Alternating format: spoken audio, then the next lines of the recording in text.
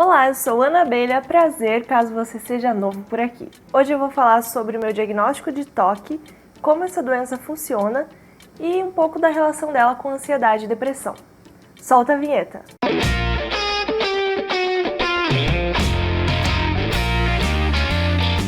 Mas antes de começar, eu já peço por favor o seu like aqui para me ajudar, para apoiar a divulgação sobre esse tema tão importante e que não é muito falado por aí. Não é tão comum para mim falar abertamente assim sobre temas tão íntimos e transtornos mentais, né? Mas junto com o diagnóstico do TOC, me veio muita dúvida sobre esse transtorno. Eu não sabia quase nada, sabia o que a maioria das pessoas acha que sabe, né? É um bando de gente que tem um monte de tique estranho, que só come comida de uma cor, que tem mania de limpeza, que é germofóbico e só. Mas não, gente, pesquisando eu descobri que existem vários tipos de TOC. E eu vou falar um pouco sobre os principais aqui para você ter essa clarividência que eu tive. E também você, sendo uma pessoa que descobriu que tem TOC ou não, eu espero que esse vídeo sirva pelo menos para você ter um pouquinho mais de empatia com pessoas que sofrem de transtornos mentais, porque é um sofrimento e é um transtorno. Então sim, primeiramente eu quero que você entenda que é um sofrimento, é um peso, é uma carga enorme que a gente carrega dentro da gente, ali às vezes escondidinho, quando é leve e moderado, quando é um pouco mais agressivo, acaba transcorrendo, né, transpondo para as pessoas do convívio também, que sofrem junto, né, sofrem com as consequências desse transtorno. Então é uma coisa bem complexa e que requer empatia, sim, né? Provavelmente você conhece alguém que passa por algum tipo de transtorno mental ou alguma doença mesmo, né? Então é importante saber até como lidar melhor com esse tipo de pessoa, né? Agora vamos lá. Bom, até então, nessa minha curta estadia pelo planeta Terra, eu já sofri bastante, assim, sabe? Essas 24 primaveras, olha, primaveras árabes, porque Não, agora falando sério, eu tive muitos eventos estressores nesses 24 anos de idade, até agora. Imagina o que veio depois, né? E desde a infância, né, quando eu passava muito tempo sozinha, os meus pais, a gente, né, morava em um clube social. Ó, que chique, só que não. Um clube desses de sócios que tem sauna, piscina, 1 milhão de coisa pra fazer, quadra de não sei o quê. E os meus pais e eu morávamos lá, na casinha dos fundos desse clube, onde eles trabalhavam, né, fazendo a limpeza e o gerenciamento total de tudo. E aí, eu era uma criancinha pequena que os pais trabalhavam muito o tempo todo. Então, eles me deixavam, tipo, aquém, assim, né? Me deixavam num berço lá, no início da vida. Ficava lá, o pessoal passava, né? As crianças mexiam comigo. Enfim, né? Ficava ali por conta. Aí, já nessa época, eu lembro que começou a surgir, assim, a sementinha dos meus maiores medos que existem até hoje firmemente, né? Medo do escuro, medo de ficar sozinha, medo de estar sozinha, de ser abandonada, né? Eu tinha medo de um cachorro grande que meu pai tinha, eu tinha medo de uma galinha que eles criavam, ainda tenho medo de cachorros grandes e de galinhas. Enfim, tudo o que acontecia comigo naquele momento, na primeira infância, são medos terríveis, pavores, que eu tenho até hoje. Então já começa por aí, né? Mas eu achava normal. Ah, a criança tem medo, né? Eu achava que tudo isso estava no nível normal até então. Ah, eu tinha medo de pessoas também. Porque passavam pessoas estranhas ali que eu não conhecia todo dia, passavam por mim, encostavam em mim, sabe? Tipo, ai, criancinha, ai, que fofinha. E pessoas estranhas, várias, todos os dias. Então eu comecei a ter um pavor de pessoas também, né? Que existe até hoje. Assim, não um pavor, mas eu sou extremamente fechada para novas amizades, e não é nenhuma coisa que eu quero, sabe? Eu tento conscientemente ser mais aberta, mais sociável, mas é uma barreira muito grande que eu tenho dentro de mim, assim, desde sempre. Então aí, os primeiros sinaizinhos de que tinha alguma coisa estranha, né? Eu também sofri situações extremamente abusivas com familiares próximos. Boa parte da família, ou todo mundo, ninguém sabe de algumas coisas até hoje. E eu reprimi isso de uma forma que a minha memória apagou até uma altura da adolescência, quando essas memórias voltaram, e voltaram fortes, assim. E aí eu fui resolver na terapia, né? Ai, eu não vou chorar, não vou chorar. Não vou chorar e não vou falar disso, deu. E aí, como reflexo desse início de vida assim conturbado, eu me envolvi em encrencas, né? Encrencas de criança, né?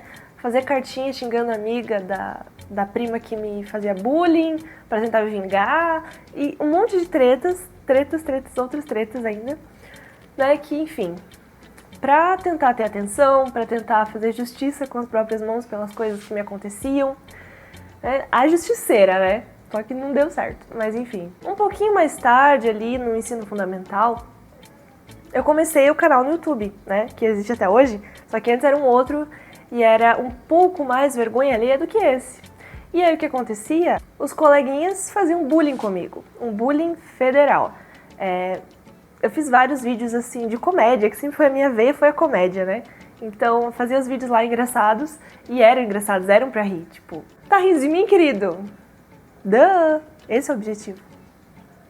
Mas eles gostavam de rir do vídeo na minha cara, e rir da minha cara também, né? Porque os adolescentes são cruéis, né, gente? Adolescente, criança, tem uma veia da crueldade ali que ainda não passou pelo filtro de ser um bom ser humano. E aí, enfim, eles pegavam no meu pé sempre que tinha vídeo novo.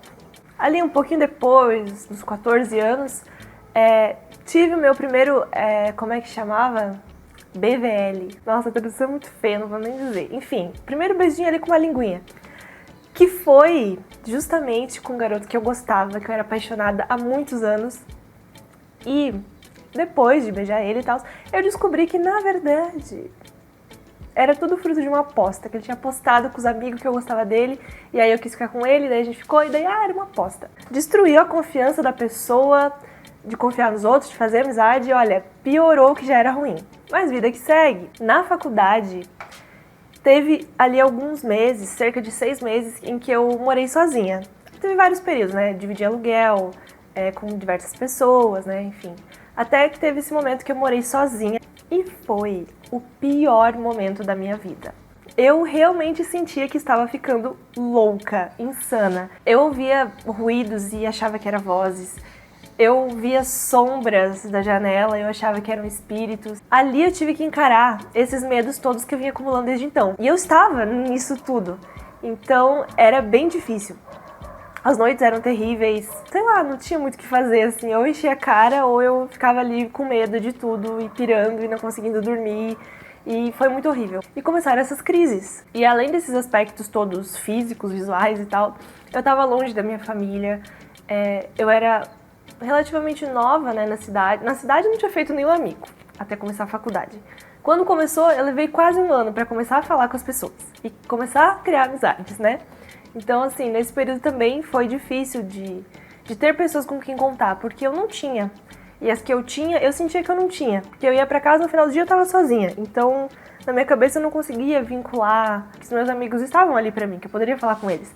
Eu me sentia sozinha e eu me fazia sozinha. E isso me distanciava das pessoas. Então eu comecei a ficar muito triste. Foi uma época de faculdade, né? Meio que é assim pra muita gente, mas pra mim foi bem cruel por causa dessas questões mentais. Todos esses gatilhos. E também porque eu tava com uma restrição financeira, assim, muito grande, sabe? Eu tinha que vender o almoço pra comprar janta, fazendo estágio, pagando aluguel. O salário do estágio, né? A merreca que a gente sabe que é. E eu nunca pedi ajuda de ninguém, dos meus pais, nunca. Eu sempre me virei sozinha. Porque eu aprendi desde sempre que ninguém estaria ali pra mim. E eu tinha que me virar, eu não podia depender de ninguém. E nessa restrição toda, eu sentia que a minha vida não estava fazendo sentido, não estava valendo a pena. Eu estava sofrendo mais do que sendo feliz, assim, do que sentindo bem ou normal.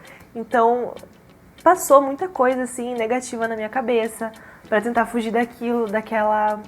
Eu me sentia presa naquele lugar, naquela kitnet que... A questão física também. Tinha muito cheiro de mofo e ficava fechado o dia inteiro. E à noite eu tinha medo de abrir a janela porque era no térreo e tinha um vizinho meio estranho do lado.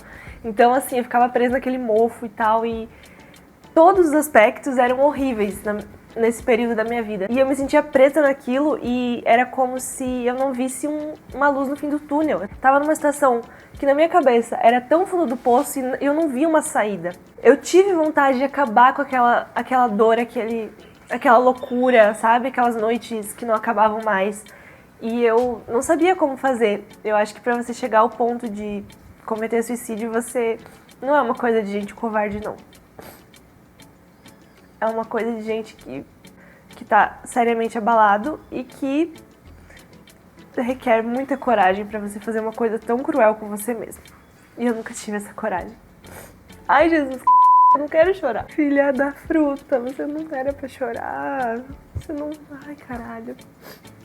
É que quando a gente fala dessas coisas, né, meio que vive tudo de novo. Porra. Aí, um tempo depois disso, eu comecei a dar uma de doido no Tinder? Talvez. Comecei a ter vários dates, conhecer várias pessoas, muitos boys lixo, né? Eu me envolvi ali em situações abusivas. E agora, um outro período que não foi tão de perdição mental obscura, mas foi complicado porque foi o pico de estresse que eu tive na minha vida. TCC, todo mundo sabe que é estressante, é complicado você fazer um TCC. Eu tava no grupo com essas pessoas que eram meus amigos, ainda são, né, meus melhores amigos de Joinville. E a gente convivia muito, né, todo dia, final de semana, fazendo o nosso TCC. Foi um projeto bem legal, só que todo o desenvolvimento dele, com a minha cabecinha controlatrix de toque, de tudo que tem nela, hoje eu sei que eu sufoquei os meus amigos, eu cobrei demais deles, desgastou um pouco a amizade por causa dessas questões minhas mesmo. Eu me estressava muito, sabe? Eles faziam piadinha, eles iam querer beber um dia que eles estavam muito estressados como eu, e eu não via espaço pra distração naquele momento de estresse. Eu só queria entregar, porque eu fui criada assim, de uma forma que ou eu tiro 10 e ganho um parabéns, ou eu não ganho nada. Então, ó, a forma como você é criado diz muito sobre você e sobre quem você vai ser no futuro. Isso é a primeira coisa que eu aprendi na terapia. Mas aí, quando eu vi que eu tava muito insuportável e eu tava também um pouquinho melhor financeiramente, num emprego estável, com um plano de saúde legal, aí eu olhei e pensei, agora tá ruim. Tipo, tudo que aconteceu antes, foda-se. E eu fiz 3 sessões com uma psicóloga bem jovem, acho que ela tinha minha idade ou um pouco mais. Não sei se foi essa a questão, mas fato é que eu não me sentia ouvida por ela. Eu sentia que ela me julgava muito, que ela não tinha paciência. Sabe, ela dava umas respostas, assim, bem provocativas. Não sei qual era a abordagem de psicologia que ela fazia, mas não deu certo pra mim, assim. Eu me sentia encurralada e ansiosa de ter que ir lá, de ter que falar com ela. E mal. Eu entrava mal e saía mal, né? Então, aí eu parei de ir. Mas foi bom que aí ela começou a dar uns insights que me ajudaram a entender um pouco melhor a mim mesma. Principalmente sobre o fato da criação e como ela influencia nas coisas que você se torna, nas coisas que você teme, nas coisas que você deseja. Aí, de um jeito ou de outro, eu fui sobrevivendo dia após dia. Um tempinho depois ali, eu e o Lucas, a gente começou a morar junto. A gente trouxe o fubá pra casa, né? Nosso pincherzinho tá deitado aqui dormindo do lado. Muito lindo, maravilhosa vida, tudo certo. Anos depois, no caso 2020, a gente se mudou para outro emprego, para outro estado, né? E viemos aqui para São Paulo. É uma ótima cidade, é linda, maravilhosa, tem 1 milhão de oportunidades. Só que estou mais longe ainda da família e tá, até aí tudo bem. Aí me mudei para cá em fevereiro de 2020. Um mês depois, ali em março, começa a pandemia, a quarentena, né? Que tá aí há quase 1 ano e a gente tá em casa desde então. Começou a quarentena, dias depois, o meu amigo de infância, Felipe Moraes, cometeu suicídio. Depois daquilo ali, eu me encontrei num momento que o meu chão caiu. É como se eu tivesse entrado num buraco. Fui pra outro universo, outra dimensão. Todas as minhas fobias, ali que eu citei no início do vídeo, voltaram com força total. Pensamento intrusivo que eu não tinha há muitos anos voltou. A imagem do meu amigo naquele ato começou a vir na minha cabeça. Eu não conseguia dormir porque eu ficava imaginando ele naquela situação. Filme de terror eu parei de ver porque é como se a minha mente fotografasse aquela cena horrível de pessoas estilhaçadas. E quando eu vou dormir à noite, aquilo vem e fica na minha cabeça. E eu fico visualizando e sentindo o cheiro e sentindo a textura daquilo como se eu estivesse naquela situação. Então, tudo isso voltou. Até para tomar banho.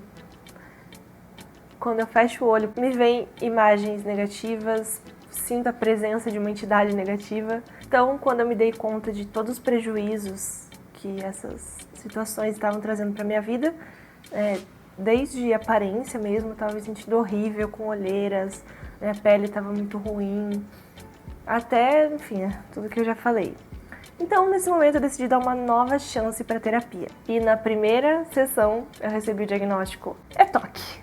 Um pouquinho de ansiedade também e o início de depressão, vamos tratar.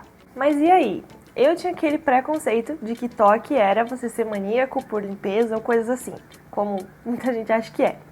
Tem também, mas tem vários outros além desse. Tentando procurar informações sobre isso na internet para me entender um pouco melhor, é muito difícil de encontrar informações assim concretas sobre TOC.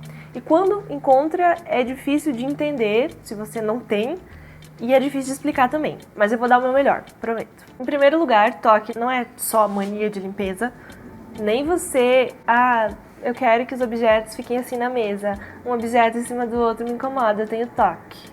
Isso não é TOC. TOC é um transtorno obsessivo compulsivo que, segundo o Drauzio Varela, se define como pensamentos repetitivos e persistentes que geram medo ou sensação de desconforto muito grande. Esses pensamentos degradáveis obrigam a repetir determinados rituais para aliviar a ansiedade. Então, isso é TOC. E só é diagnosticado o TOC quando ele é persistente na rotina da pessoa, incomoda, e começa a afetar e dar prejuízo para a vida dela. Então, você só fazer alguma coisa e nem se sentir mal de verdade por isso, sabe? Não precisa se chamar de TOC. Chama de negocinho aí que eu faço. E sendo uma pessoa com TOC, eu posso dizer como é viver tendo TOC. E não é fácil. E a dupla do TOC ali com ansiedade na vida é bem complicado mesmo. Agora, sobre um conceito que talvez não seja tão fácil de entender, mas pensamentos intrusivos são um dos sintomas do TOC. E eles são como se fosse uma pessoa vivendo dentro da minha cabeça que tem seus próprios pensamentos, que não são meus, mas que eu vejo eles. Não sei se dá pra entender, porque é difícil de explicar.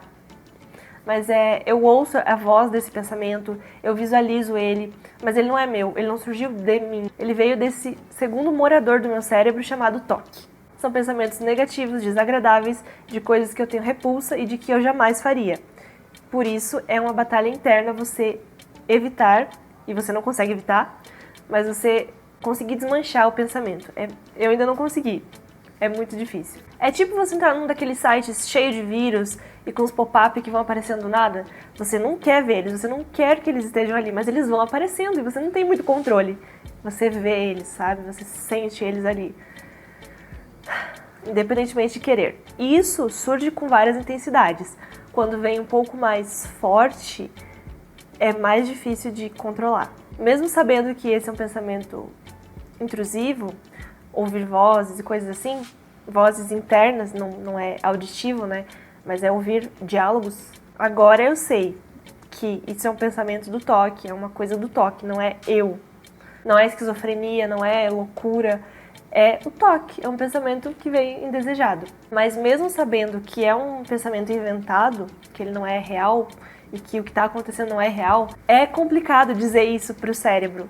Porque mesmo tentando dizer conscientemente, olha, eu sei que não tem um espírito aqui, é só o TOC fazendo essa sombra parecer outra coisa pra mim. O cérebro não acredita, sabe? O TOC não acredita. O cérebro sabe, o TOC não acredita. E aí fica nessa batalha interna, muitas vezes, que só piora a ansiedade e desgasta a cabeça da gente.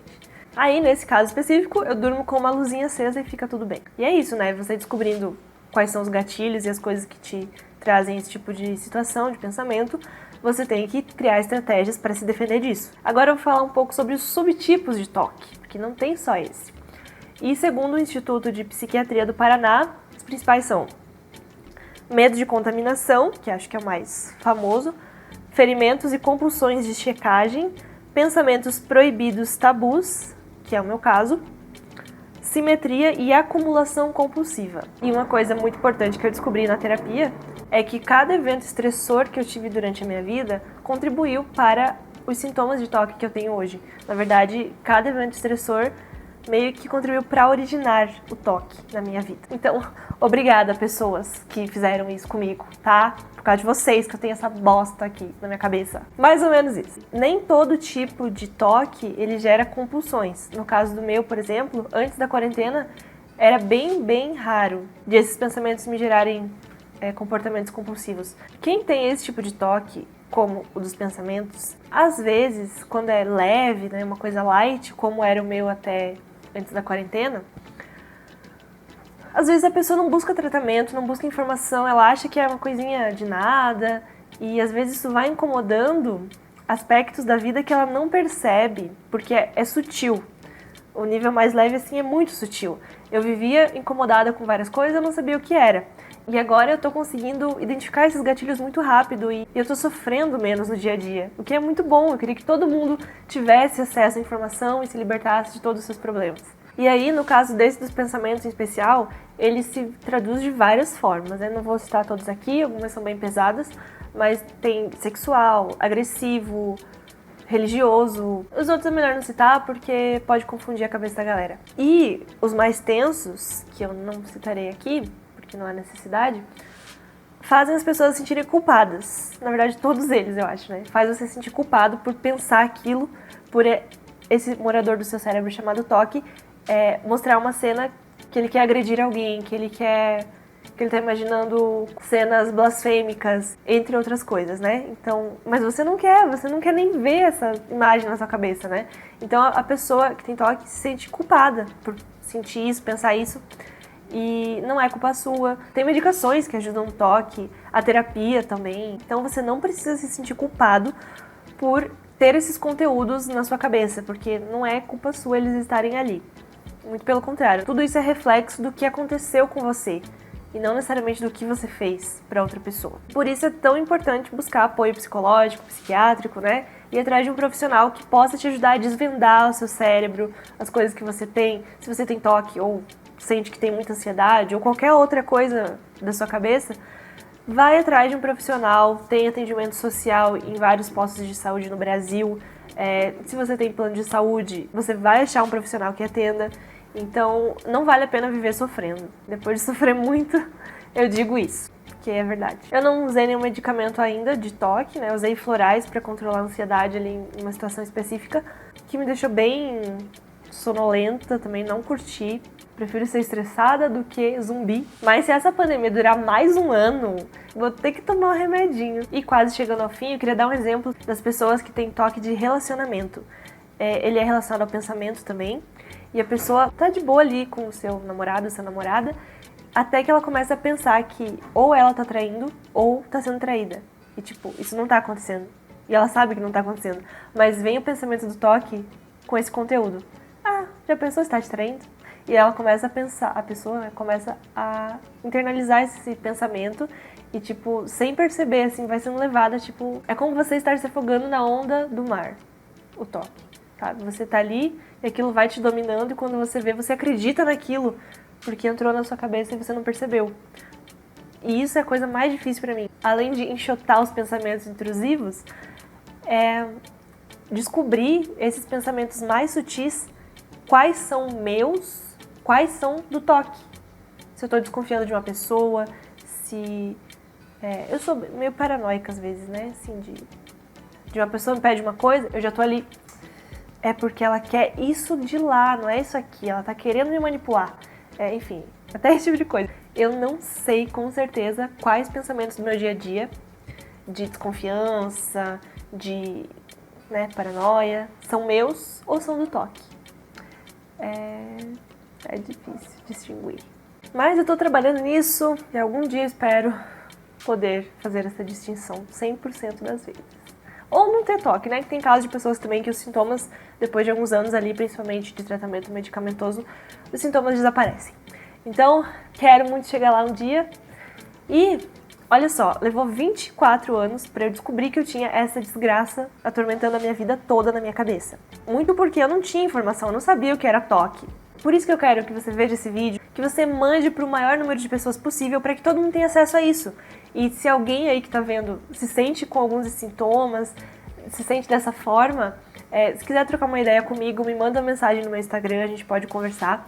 E eu recomendo, claro, que você fale com um profissional da área também, que vai ajudar a você entender melhor o que você está passando, seja toque, seja algum transtorno ou não. Às vezes é só um momento difícil, mas Todas as pessoas precisam de ajuda para se entender, né? E claro, você demonstra um carinho, uma atenção para essa pessoa que você gosta tanto, mandando esse tipo de informação que pode ser muito útil para a vida dela. O vídeo hoje foi longo, mas muito necessário. Comenta aqui se você quer que eu fale mais sobre esse tipo de coisa, sobre outros transtornos. Eu posso pesquisar, me informar, conversar com a minha psicóloga e trazer mais informações desse tipo para você.